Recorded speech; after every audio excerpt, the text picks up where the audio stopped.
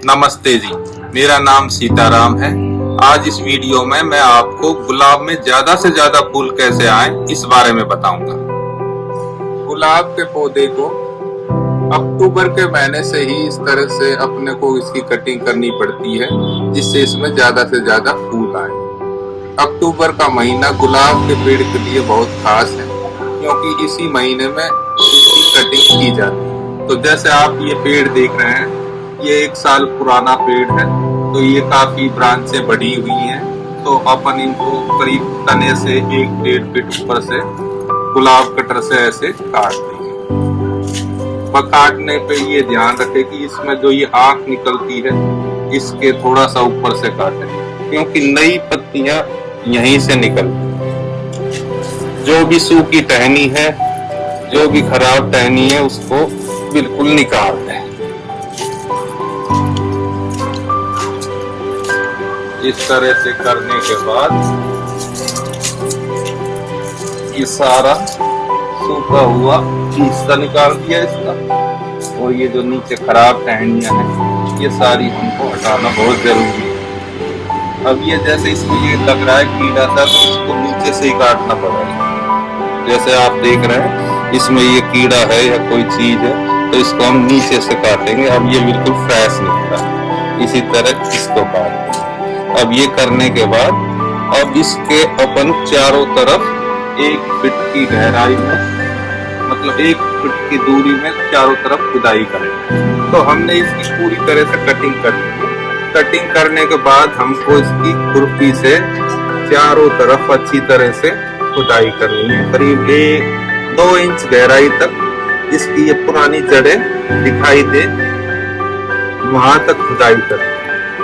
अब खुदाई करने के बाद इसको हमको 2 दिन तक सूखा छोड़ देना है और उसके बाद मैं आपको बताऊंगा कि इसमें कौन सी खाद डालनी चाहिए। गुलाब के पौधे को अच्छा और ज्यादा फूल आने के लिए ज्यादातर 3 तत्वों की जरूरत पड़ती है। उसमें सबसे पहला तत्व है नाइट्रोजन।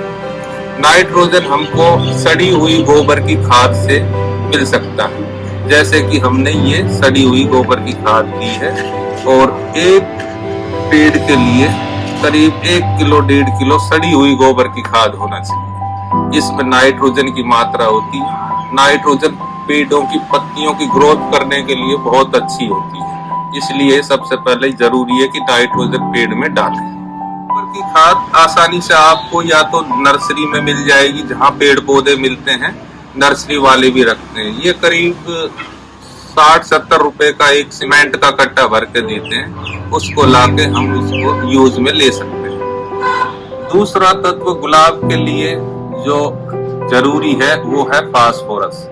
फास्फोरस पेड़ को की जड़ों की ग्रोथ करने में बड़ा महत्वपूर्ण योगदान होता है उसका, और इससे जो फूल में कलियां आती है वो बड़ी आती है और फूल का साइज भी बड़ा आता है। और इसको हम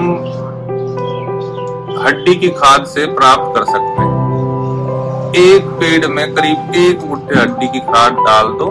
खाद के साथ जैसे ये खाद बना रखा है, इसी में 1 मुट्ठी हड्डी की खाद भी डाल सकते हैं और इसको मिला के फिर अपने पेड़ में डालेंगे तो उससे पेड़ की बहुत अच्छी ग्रोथ। अगर आपको हड्डी की खाद ना मिले तो बाजार में जो ये दवाइयों की दुकान होती हैं, जहाँ पे पेड़ पौधों की दवाइयाँ मिलती हैं, वहीं पे ही आपको ये फास्फोरस वाला खाद भी मिल जाए। तो इसको लाके एक पेड़ में 2 चम्मच करीब गोबर की खाद के साथ ही मिला सकते हैं अपन, और मिलाने के बाद इसको अपन पेड़ में यूज कर सकते हैं। गुलाब के पौधे को तीसरा तत्व पोटास भी बहुत महत्वपूर्ण है। जितना योगदान नाइट्रोजन और फास्फोरस का है उतना ही योगदान पोटास का भी होता है, इसलिए पोटास को भी इसमें डालना चाहिए। पोटास हमको जो ये पत्तियां होती हैं उसको जलाने के बाद, लकड़ियां जलाने के बाद जो वो राख बचती है उसमें भी पोटास की मात्रा काफी होती है। तो कहीं से भी राख लेके जो चूल्हे पे खाना बनाते हैं, वहां से 1 मुट्ठी राख 1 गमले के 1 पेड़ के लिए बहुत होती है। तो इसको भी अपन जो मिश्रण तैयार कर रहे हैं इसमें मिला दें। अच्छी तरह मिला देंगे। और अगर ये ना मिल पाए तो पोटास अपने को मार्केट में भी मिल जाता है। ये दुकानों पे वही जहाँ पे पेड़ पौधों की दवाइयाँ मिलती है वहीं पे भी पोटास करके ही खाद आता है। उसको लेके 1 चम्मच 1.5 चम्मच एक गमले में मिला देंगे। एक पौधे के लिए काफी होता है, ज्यादा मात्रा भी नुकसान देती है, इसलिए इसको भी अपन इसमें मिला देंगे। अब ये अपन ने एक पौधे के लिए खाद तैयार किया है।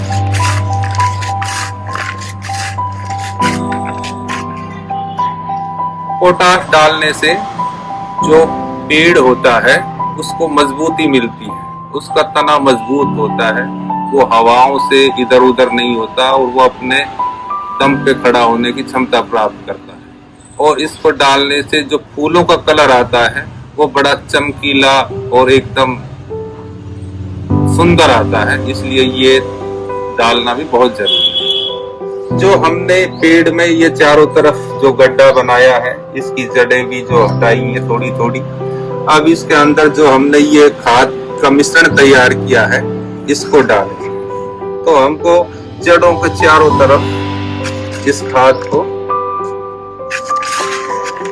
डाल देना है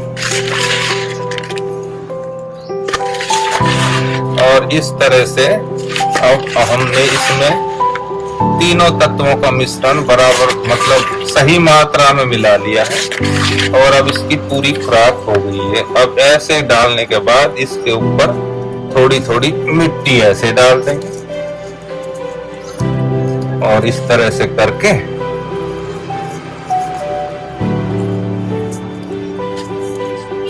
और अब इसमें हम पानी डाल देंगे। अब इसमें चारों तरफ से हमने पानी डाल दिया।